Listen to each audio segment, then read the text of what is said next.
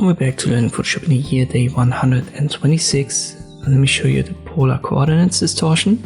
I'm just going to use this image here, go to distort on the filter, polar coordinates.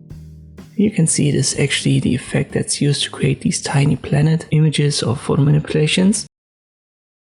And you can do it in two directions, so rectangular to polar or polar to rectangular.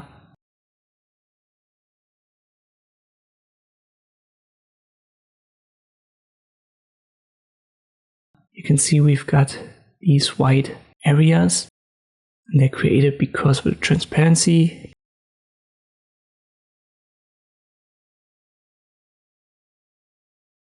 You can see it right here, or at the top of this triangle, and that's because of the size in relation to the canvas. When you have an image you want to perform that on, simply make sure that it's as big as your canvas. And now if we use both directions, our checkerboard design is gone, and we've got it closed. Usually rectangular to polar is going to close your shape, the other one is going to cut it in half. What you can also see is that you're going to get this hard transition where both of the edges of your image are going to meet. This is almost inevitable, and most people get around that by simply positioning a model where this transition is to hide it behind it. And for a tiny planet effect, you would also flip it first. So let me press Ctrl T. I have to confirm here first, then right click, and I use a flip vertical effect first.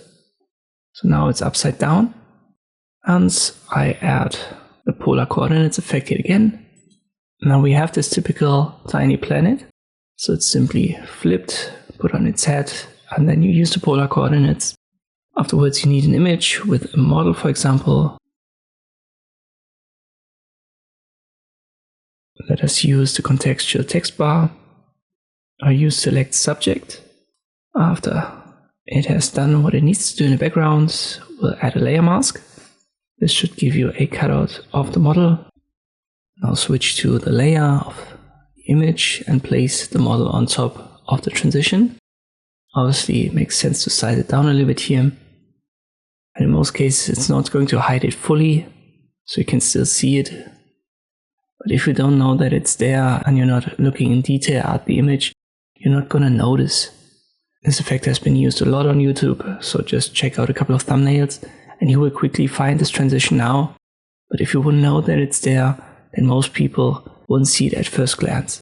And this is how you can use the polar coordinates effect in Photoshop. I hope this video was helpful, thank you for watching, and I'll see you next time.